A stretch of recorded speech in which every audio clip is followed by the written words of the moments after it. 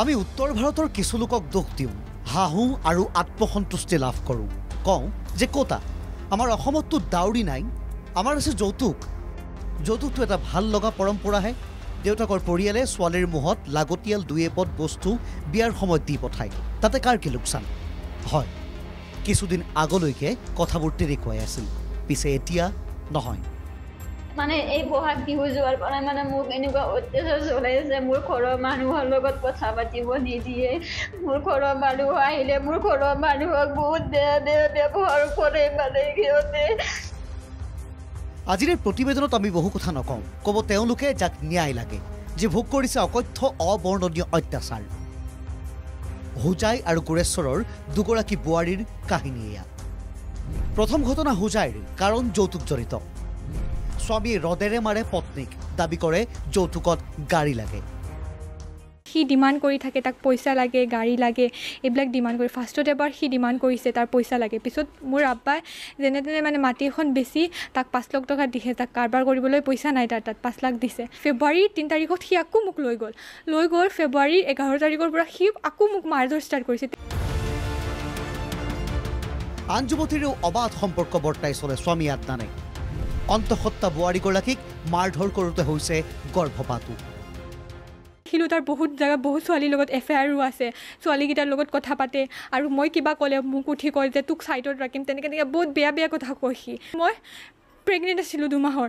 সি মোক পেটত বুকিয়াই উকিয়াই মোৰ সেইটোও মিছকেৰেজ কৰিলে সি কৰি পিছত তাৰপিছতো তাৰ হোৱা নাই। সি বহুত পিটিলে, পিটাৰ পিছত মই আৰু নোৱাৰিলোঁ। পিছত কাল আহিলোঁ ঘৰত, মই থানাত ক'লোঁ। মই AIUDF দলৰ ৱাৰ্ড কমিশ্যনাৰ আদনান আহমেদ। আৰক্ষীক হেনো পকেটত ৰাখে আদনানে। মোক গলাত টিপি ধৰি কওক তোক মাৰি ল'ম, পুলিচে তোক একো কৰিব নোৱাৰিব, কি কৰিব পাৰিব পুলিচে মোক, পুলিচ মোৰ পকেটত আছে, তেনেকৈ বহুত কিবা কিবি কয়। মোক পিটিলে সি। আদনান আহমেদ, সি AIUDFৰ ৱাৰ্ড কমিশ্যনাৰ হয়। আৰক্ষীয়ে কি কৰিব বুলি ফিতাহী মৰা আদনানক কিন্তু সঁচাকৈও আৰক্ষীয়ে একোৱেই নকৰে, কাৰণ পত্নীৰ ওপৰত বৰমতা দেখুওৱা আদনান AIUDF দলৰ ৱাৰ্ড কমিশ্যনাৰ। হোজাই আৰক্ষীৰ সহযোগত মুমূৰ্ষু অৱস্থাত বোৱাৰীগৰাকীক উদ্ধাৰ কৰি চিকিৎসাৰ ব্যৱস্থা কৰা হৈছে। বাকীখিনি কি হ'ব সময়ে ক'ব। এইবাৰ শুনক দ্বিতীয়টো ঘটনা গোৰেশ্বৰৰ, কাৰণে কি যৌতুকজনিত। বিয়া হৈছিলহে, আচল ৰূপ দেখুৱালে স্বামী পংকজ ডেকাই।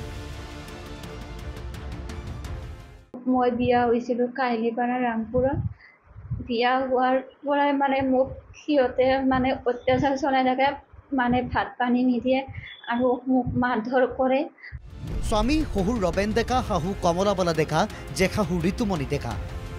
গৰ্ভৱতী অৱস্থাত ঔষধ খুৱাই সন্তান নষ্ট কৰাৰো অভিযোগ এওঁলোকৰ বিৰুদ্ধে। আৰু মোৰ প্ৰেগনেণ্ট আছিলোঁ, প্ৰেগনেণ্ট থাকোঁতে মোক সিহঁতে ঔষধ খুৱাই মোৰ সন্তান নষ্ট কৰিছে। আৰু মোৰ ফেমিলিৰ পৰা একো কথা ক'ব নিদিয়ে, মোক মোবাইল চোবাইল একো নিদিয়ে। ৰবেন ডেকা মোৰ শহুৰ বুঢ়াটোৰ নাম, আৰু মাৰ নাম কমলাবালা ডেকা, আৰু মোৰ বাইদেউৰ নাম ঋতুমণি ডেকা। কেৱল ইমানেই নহয়, গোৰেশ্বৰৰ ৰামপুৰৰ কাৰিপাৰালৈ বিয়া হৈ যোৱাৰ পিছতে স্বামীক গৃহত সঘনাই মাৰপিট কৰাতে ক্ষান্ত নাথাকি মহিলাগৰাকীক প্ৰায় একো খাবলৈ নিদি অত্যাচাৰ চলায় তেওঁলোকে। জীয়েকৰ খবৰ ল'বলৈ যোৱা পিতৃকো জোৱাইক পংকজ ডেকাই বেয়াকৈ মাৰধৰ কৰে। ভুক্তভোগী মহিলাই স্বামী গৃহৰ পৰা গুচি আহিবলৈ বাধ্য হয়। লগতে সমগ্ৰ ঘটনাৰ ন্যায় বিচাৰি গোৰেশ্বৰ আৰক্ষীৰ কাষ চাপে। পিছে অজ্ঞাত কাৰণত গোচৰ নিলিখে আৰক্ষীয়ে। পুলিচে আমাৰ কেছটো লোৱা নাই, নলয় বোলে ছাৰে। ক'ব নোৱাৰোঁ এইটো কি হ'ব, মানে সেনেকুৱা কৰিছে। সিহঁতক এটা শাস্তি দিব লাগে, মই সেইটো বিচাৰোঁ। যিহেতু মোৰ দুটাকৈ মোৰ সন্তান নষ্ট কৰি দিছে, মই এতিয়া মোক কোনে হেৰি কৰিব, কোনোটোক সেই নকৰে। এতিয়া মই কি কৰি খাম? মই এতিয়া আপুনিয়ে কওক, কিহত ডাউৰিতকৈ কম আমাৰ এই ভাল লগা যৌতুক পৰম্পৰা? কিহত পশুতকৈ কম গণ্যমান্যৰ মুখা পিন্ধা এনে স্বামী দেৱতা? কিহত দায়িত্বশীল এনে লোকক নাকি লগাব নোৱাৰা আৰক্ষীৰ নাৰী সুৰক্ষাৰ সকলো ব্যৱস্থা? আমি ক'ৰবাত লাজ লগাকৈ সামাজিকভাৱে অৰ্ধগামী হোৱা নাইনে? তবকাৰ পৰা ইছমাইল আলী আৰু গোৰেশ্বৰৰ পৰা নীলকমল শৰণীয়াৰ ৰিপৰ্ট NKTV+।